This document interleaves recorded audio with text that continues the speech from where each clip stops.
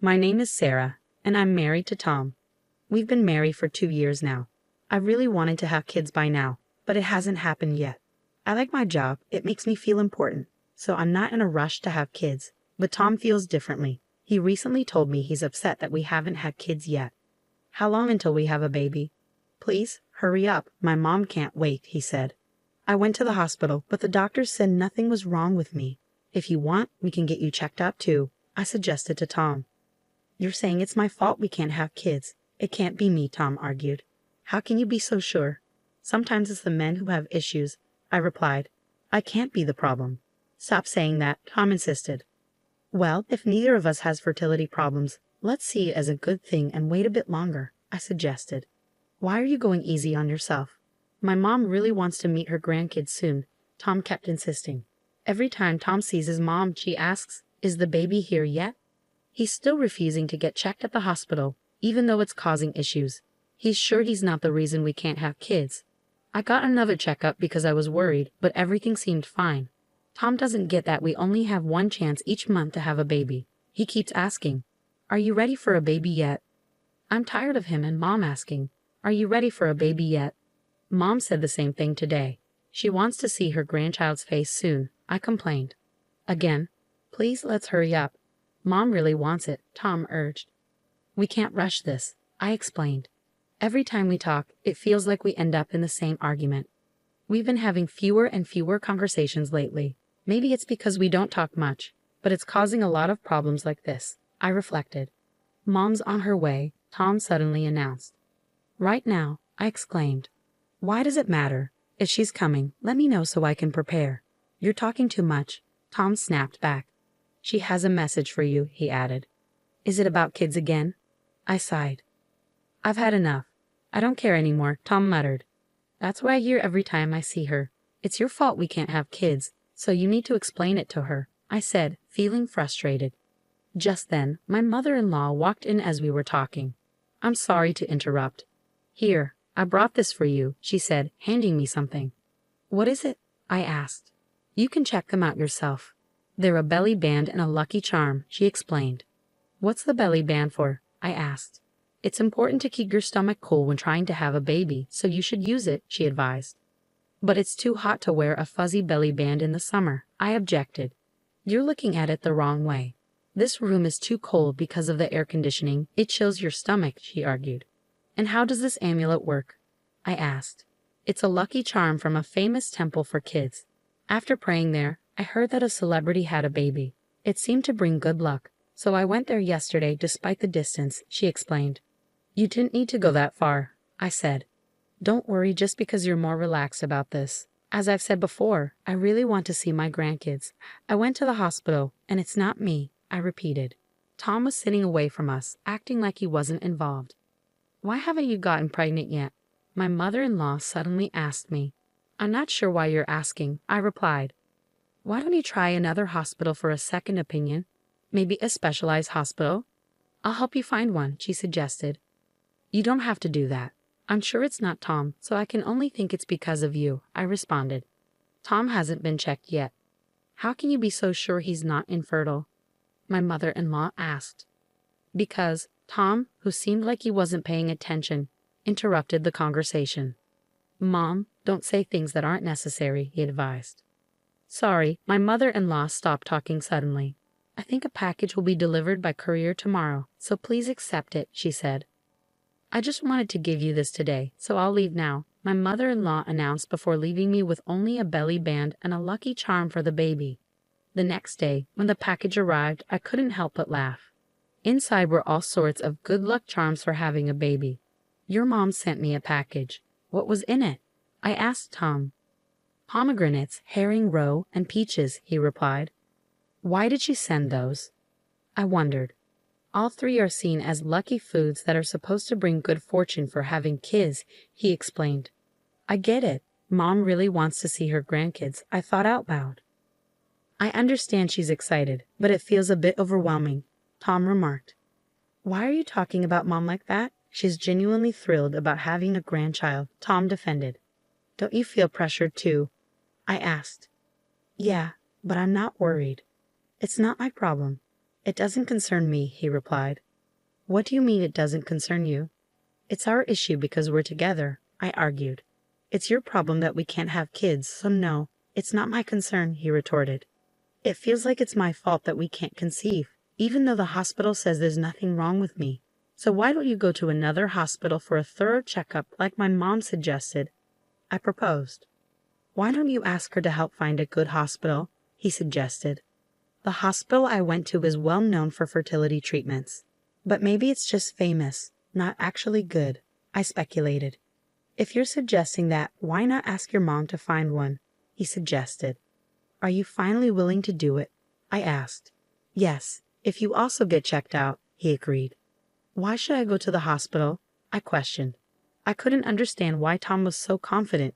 Then he dropped a bombshell on me. I've never mentioned it before, but you've been suspicious for a while, and I'm tired of hiding it. So I'll tell you, Tom confessed. What is it? I asked, confused. I've actually been married before, Tom revealed. What? What do you mean? I exclaimed, shocked. I got divorced 2 years before marrying you, he admitted. Why didn't you tell me? I demanded. Well, I got divorced because my ex cheated on me. She didn't ask for child support or anything, so I didn't think it was important to mention, he explained. Are you saying you have children? I asked, bewildered. A son, yes. I haven't seen him since he was born after the divorce, he confessed. I'm lost. I don't understand what you're saying, I admitted. That proves I'm not incapable of having kids. That's why you were so sure it wasn't me, he pointed out. I'm hurt that you think it's me, but it's possible you became infertile in the 2 years after your divorce, I argued. You're still blaming others. You're the issue, so own up to it and do something about it, he accused. I'm not talking about admitting or not admitting. You're starting to annoy me, I shot back. In my 2nd year of marriage, I learned for the first time that Tom had been divorced and had a child. Even after hearing his story, I still wasn't completely convinced that I was to blame for our inability to have kids. I decided to dig deeper into Tom's past. I planned to ask for a divorce once I finished my research. I couldn't bear to stay with Tom any longer. I tried my best to avoid talking to him because he always said hurtful things to me. And of course, we never had intimate relations under such strained circumstances, so pregnancy was out of the question. Meanwhile, my mother-in-law, unaware of our situation, continued to pressure me about having children. Then, one day, Tom approached me looking irritated. By now, I was accustomed to being treated with disdain. He spoke up. I've been thinking about getting a divorce. We don't talk anymore. All we do is fight, and we haven't been able to have kids no matter how long I wait, he declared. I was surprised by his sudden announcement, but I responded calmly. Okay, that's fine. What? Tom was puzzled by my response. He must have expected me to object. Here are the divorce papers. I've filled out all the necessary information already, he stated. What? Why are they already filled out? I asked, shocked. I filled them out so I could end things whenever I wanted. Do you want a divorce? He asked. Yes, I replied, only partly joking. I'm not joking. Do you really want this? He pressed. You said it yourself, I reminded him. I didn't think it would come to this. Did you expect me to beg you not to go through with it? He questioned. Well, we hardly talk anymore, so I thought maybe this was a chance for us to talk and fix things, I explained. Then why didn't you say that from the start? He asked. I wanted things to go back to how they were. But that's not possible, I replied. I'll divorce you right now if that's what you want, he offered. That's not what I want, I admitted. Despite Tom's offer for a divorce, he continued to complain. Our conversations went on, even though it seemed pointless. Then my mother-in-law arrived, right on time. What's going on? She asked. I went out with some friends and got you some gifts, she said, handing me another charm. I visited a different shrine known for childbirth, so I got you this. I've been praying there, and I'm sure it'll bring you good luck this time. We don't need this anymore, I declared. My mother-in-law's face lit up at my words, but I could tell she had misunderstood something. I had a feeling things were about to get complicated again. Well, does this mean you no longer need it? She asked eagerly. Finally, I guess it's because of all my efforts. I'm so relieved, she exclaimed. That's partly right. We need to go back to show our gratitude, she suggested. We? I asked. My mother-in-law stood before me, looking happy. Tom stood beside me, silent, avoiding eye contact. I knew my next words would disappoint my mother-in-law. "What is it exactly? Please don't tell me you're about to say what I think you're going to say," she urged. "We've decided to get a divorce," I announced. "What? Divorce? I thought you were expecting a baby," she replied, shocked. "We were just talking about it. Is this a sudden decision?" she pressed. "Not really. I've been thinking about it for a while," I explained. "Are you leaving because you can't have kids?" she speculated. "No, that's not why I'm divorcing him," I clarified. "Well, if you can't get pregnant, maybe it's better for him to divorce you and marry someone else," she suggested. "It would be his third marriage, not second. You know that?" I reminded her. "I found out recently. His ex-wife got pregnant soon after they divorced," she revealed. "Okay," I responded, feeling a mix of emotions.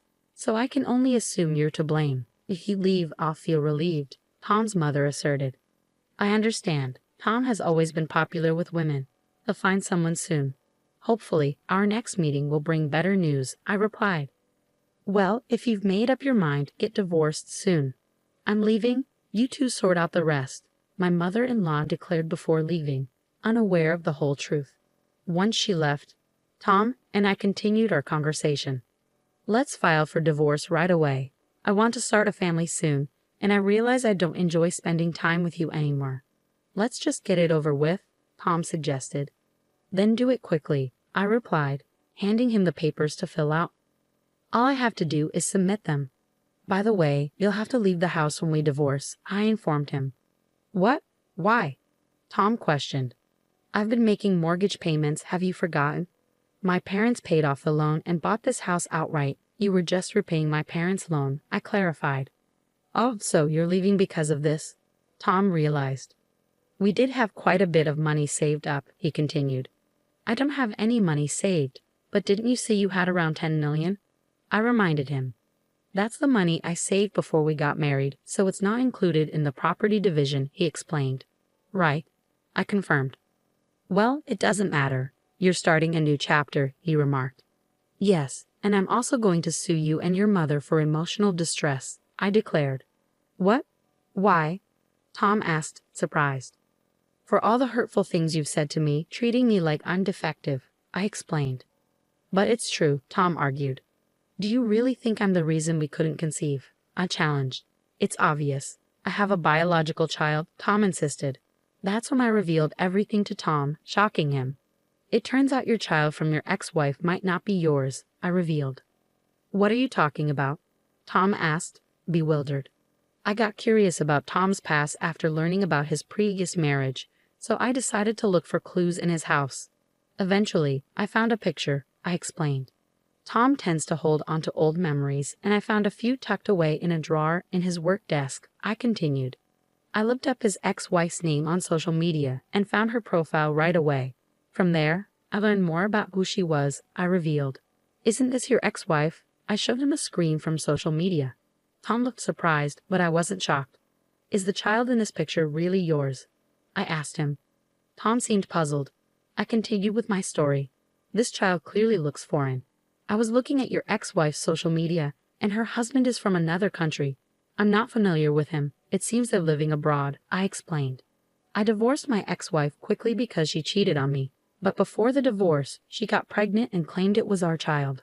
"I'm pretty sure it was his child," Tom admitted. "Really?" I asked. "In any case, you don't have any biological children," I pointed out. "Could I be the reason you can't conceive?" Tom wondered. "That's likely. I went to another hospital, and my body was fine. I'm going to get checked out too," I replied. "Will you drop the divorce and go through treatment with me if I'm the reason you haven't been able to conceive?" Tom asked. "Why would I do that?" "I've already filled out the divorce papers. I'll file them tomorrow," I replied. "Don't say that. I still care about you," Tom confessed. "You don't enjoy being around me, do you?" "You'll find someone new soon, just as your mother predicted," I remarked. "Let's discuss it again," Tom suggested. "I'm filing for divorce tomorrow, and I want you to pack your things and leave this week," I insisted. "Oh no," Tom muttered. "You wanted a divorce, didn't you?" I reminded him. "I'll talk to my lawyer about alimony. He'll hear from us." The next day, I filed for divorce. Tom moved out reluctantly back to his parents' place. It seems Tom hasn't told his mother that he might be the reason for our infertility. She's been pushing him to remarry quickly after the divorce, hoping for grandchildren. If he does remarry, I feel sorry for his next wife. His mother will probably pressure her too for not having children. Since the divorce, I've thrown myself into my work. I sold the house, Tom, and I shared for a good price and repaid my parents the money they lent me, as well as the alimony I received from Tom and his mother. Now I'm living in an apartment. I've started dating a coworker who was supportive during my divorce. We were friends before, and now we're living together. If I marry this man, I hope we'll be blessed with children and that I'll find happiness again.